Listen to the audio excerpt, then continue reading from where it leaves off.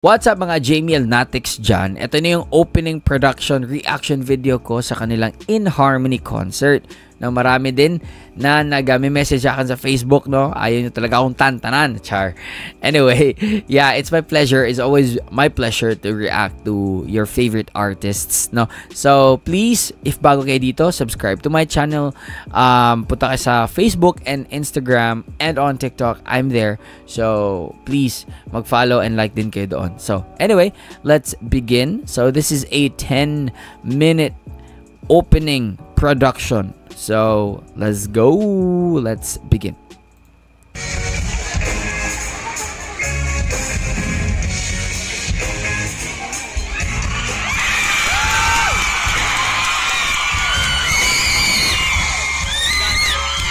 Grabe naman yung tili.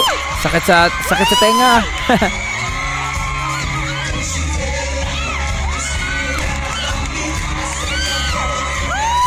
Shut up and dance.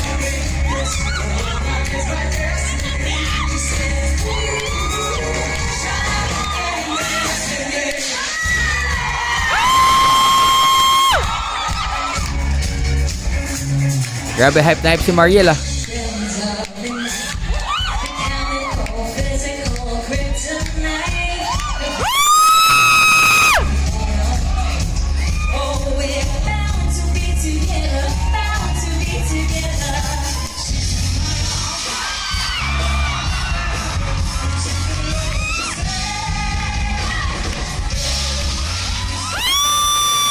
Grabe naman to si ate, men.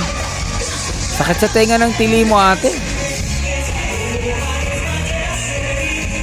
Nakakadisturbo ba?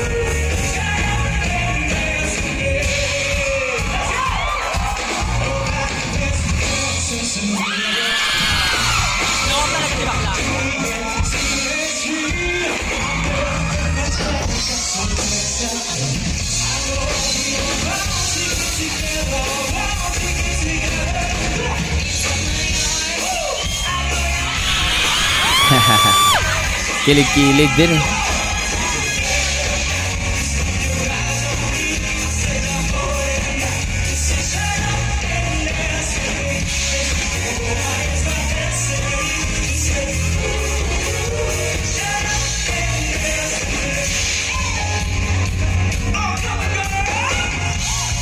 Oh, may dance break. Hala, haha. First time ko silang makitang sumayaw.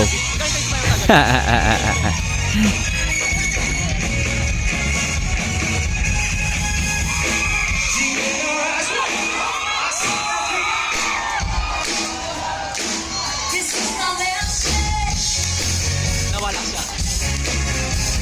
Nawala yung mic. Ay, may technical problem pa.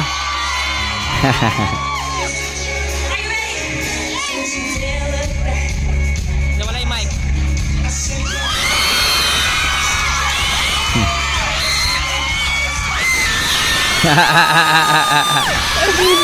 Ala. Ayan. Yun yung mga random na mga nangyayari. No? Hindi scripted. Nawala yung mic niya, no? Sino ba yung dito? Audio supplier. Minus kayo ah. Nako, wala pa rin. Nako.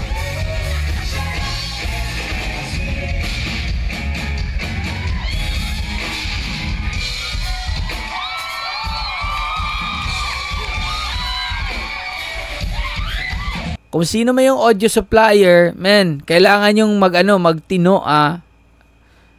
Kasi this is a big concert, no? Big concert siya for Jamiel, ha. Kasi this is their first concert tapos ganun lang. 'Di ba kayo nag-rehearse?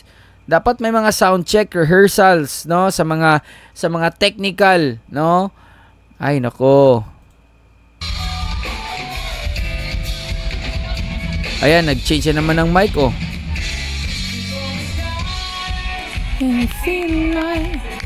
Maroon 5 naman.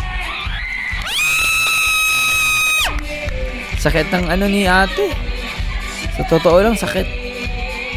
Tanggal ko nga ng konti.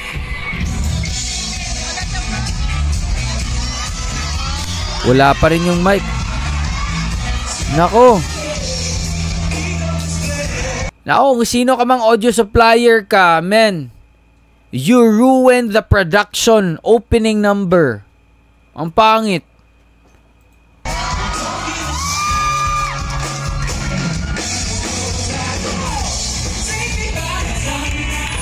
Ayun guys nakaka-bad trip yung ganyan. Lalo na yung pagka-performance nyo is yung opening number or yung talagang pangmalakasang production number that you have to impress the audience. Lalo na ito, this is a very crucial moment sa isang concert, yung opening production. Why? Because this will dictate the flow of the concert, no? Kung ano yung energy na naumpisahan, yun yung all throughout the concert proper, no?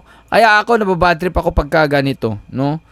Unang song pa lang ang dami ng technical problem, no? Pangit ng audio supplier. Ayun na, may feedback pa.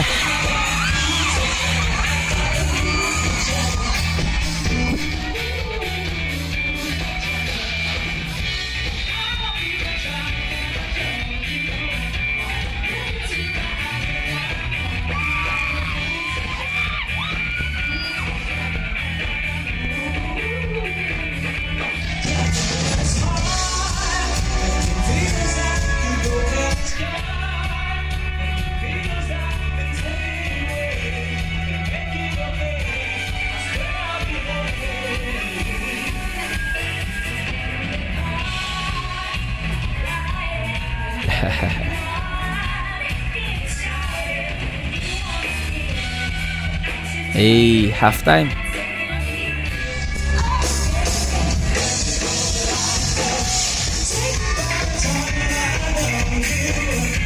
Grabe si JM.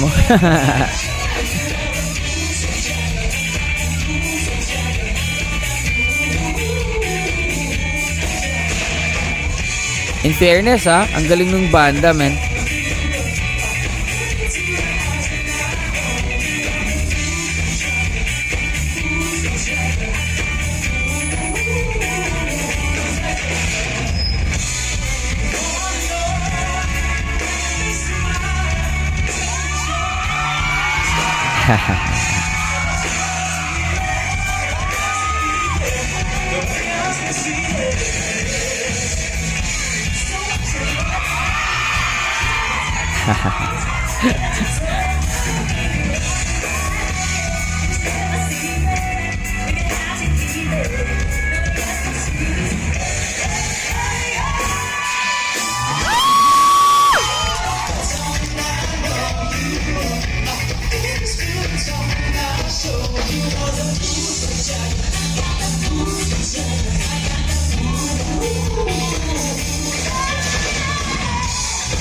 Nice.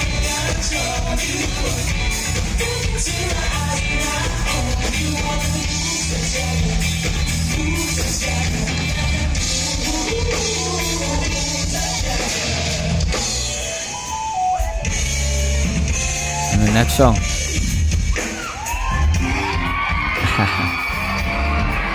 Alam nyo, swerte yung audio supplier na hindi masyadong napapansin yung technical, ay hindi minamind ng mga tao kasi kinikilig sila sa Jamiel, no?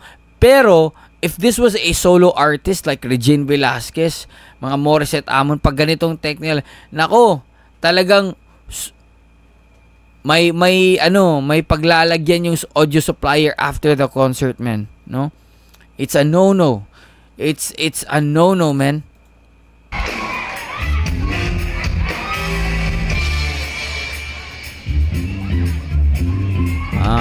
Uptown Funk, okay. This is Saturday night, the city.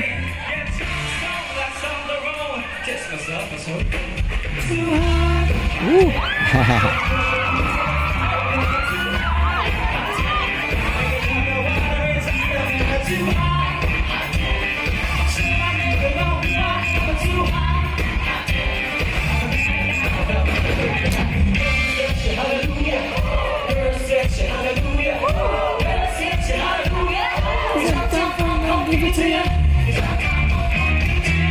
sarili. Come on.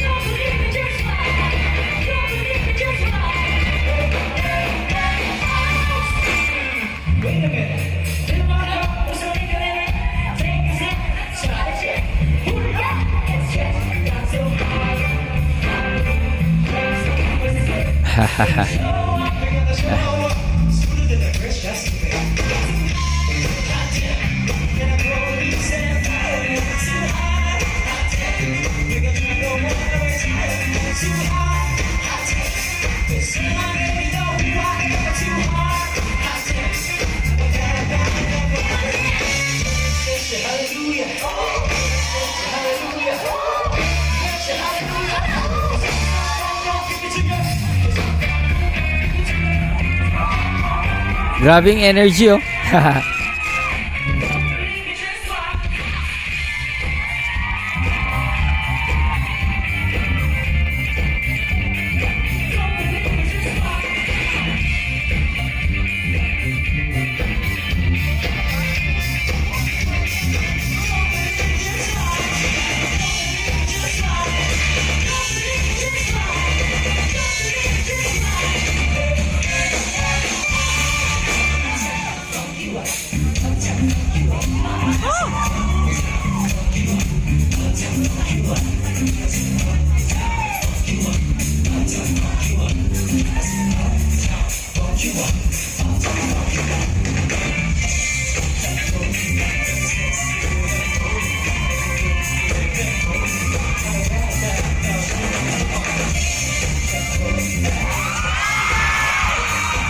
Ayan.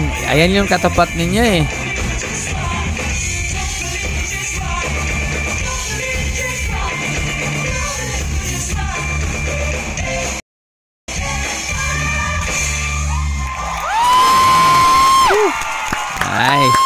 Nice.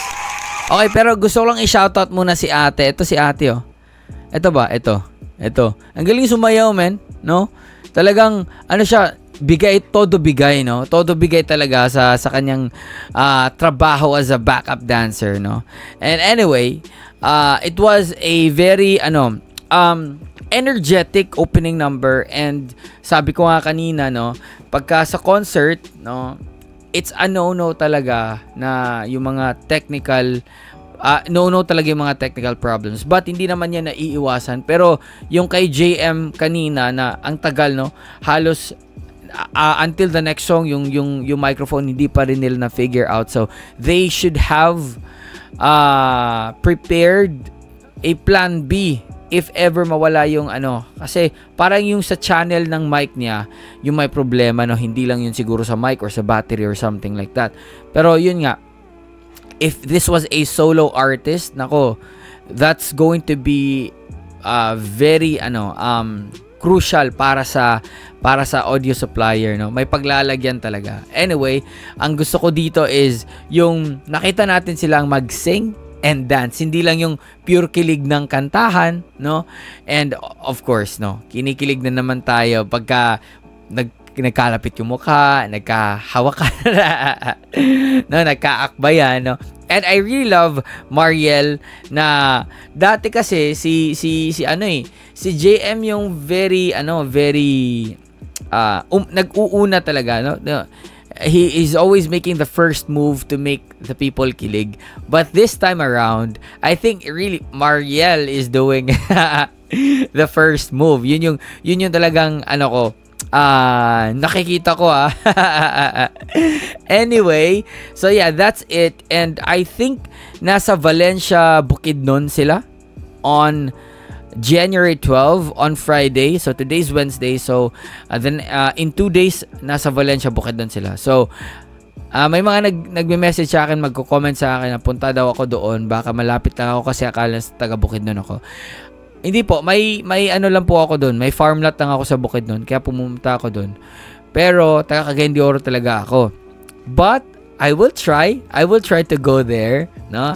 I will try. So, if ever makita nyo ako, kita-kits na lang. Okay? I will try. I'm not going to promise, but I'm going to try to be there and di ko lang alam kung may ticket o wala. Pero if ever may ticket, pwede naman. Or kung free, that would be better. Pero basta, magkita-kita tayo sa Valencia. sorry. May ubo ako ng konti. So, yeah, that's it. Hope you guys enjoy the One Piece Zone, everybody. Much love. Stay safe and God bless you all. Peace.